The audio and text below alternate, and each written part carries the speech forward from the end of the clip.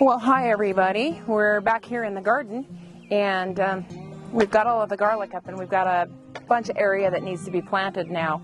We've had a really windy year this year, and our temperatures have been up and down like crazy.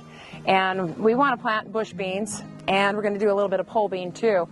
But if we'd have planted them earlier, they probably wouldn't have done well. The wind probably would have either set them back or maybe even killed them. So I'm kind of glad we're kind of getting a late start. We planted some 5 days ago. They're already starting to come up. You can see their little necks. And so what we're going to do is just kind of show you the rundown of what I do for planting my bush beans for our area. And so we've got some compost here, and we're just going to dump this in this little area that I'm going to be planting. And this is a nice, I don't know, I guess it's about a 10-gallon bucket here.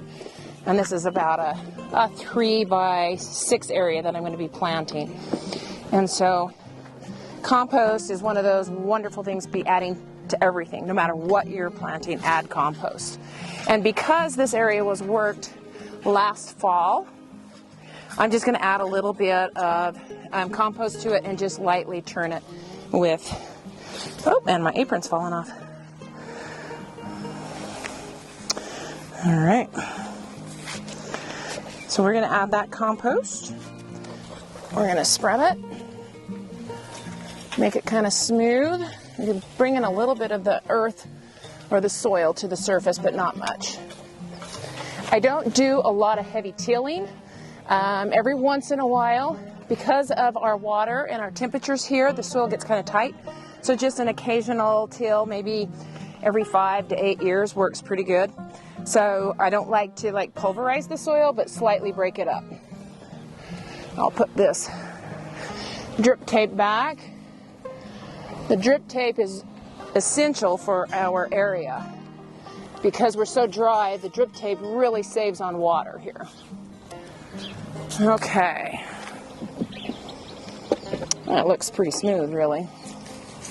Okay, I'm going to add some fertilizer.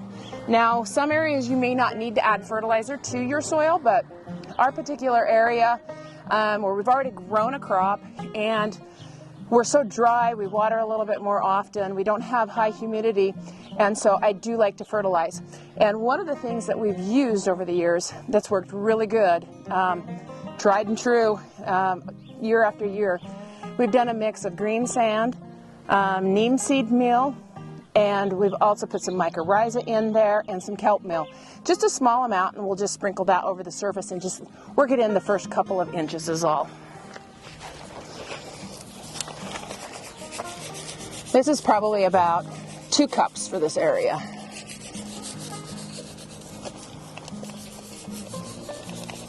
The green sand will help with the stresses of the beans when it gets really hot here. The kelp will as well, and there's lots of minerals in it, which always makes them taste better.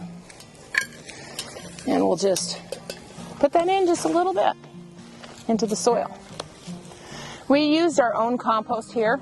You can use some bagged compost if you don't have compost that you know, maybe you've run short, or maybe you just don't make compost. But if you do anything, make sure you add compost. Okay. So, I'm going to make some rows, and I'm going to space my rows about 6 inches apart. Now, I like to plant my beans pretty close, much closer than even the packet says. If you live in an area that has much more humidity, then go further apart and follow the directions on the package. I'm going to plant Contender beans because they're one of my most favorite bush beans. They're ready in 50 days. Give or take a little bit. They come up super fast, and we get a good harvest throughout the season. Bush beans don't last as long as a pole bean does, so you'll get 4 to 5 harvests, sometimes less, sometimes more. They're determinate, so they produce a lot. Like tomatoes, they'll produce a lot all at once, and then they'll start to taper off. So sprinkle your seeds in here about 2 inches apart.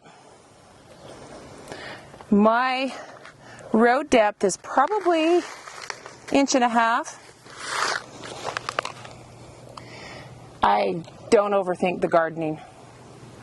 Every time I do, I bomb.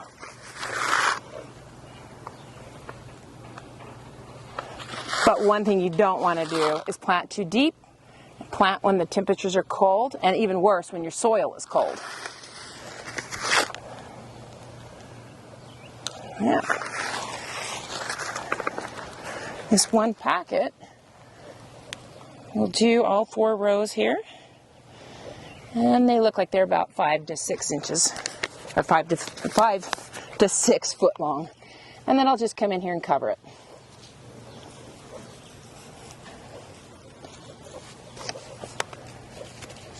Make sure that they are covered.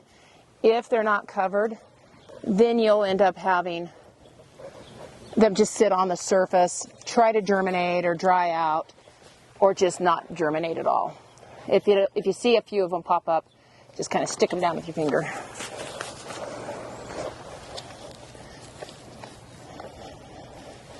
So bush beans are one of the crops that I do succession planting.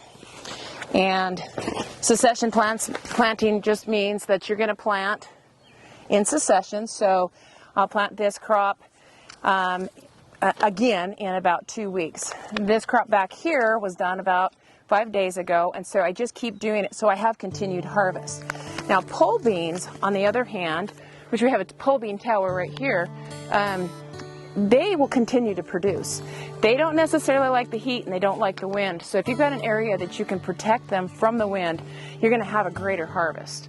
But you just do it the same way as you do these guys. Amend your soil, add a little bit of fertilizer, put a trench around the outside of this, plant your beans, or just poke them in the ground too. That works pretty good too. So that's what I did here, because that just was a simple process. So you can use it on fences. You can even use your pea fences to do your pole beans on. And the ones that I like is the Seychelles. That's been really good for us in the heat here. It produces in little as 60 days. So that's kind of a win-win, and it'll go all the way until we have a frost. All right. Now that these guys are in the ground, we're going to water them in. The soil was pretty moist, so really I just need to just get that top couple of inches. One of the things that I really like is the Dramm shutoff and the Dramm lemon head, or the yellow head. Puts a nice soft spray on it. I like this so much better than I do water wands. Water wands, I have a tendency to kind of toss them, step on them, break them, and this is just foolproof. This is a setup that I've had for literally years with no problems. That's kind of my must-have, the 2 pieces together. Okay, so what we're going to do is come back here in a month so that you can see how they're growing. We'll do another video. You can see how well they're doing, how well we're doing, and hopefully you're able to get your beans in really soon too. Okay, Luna, should we get the hose out of here? Come on.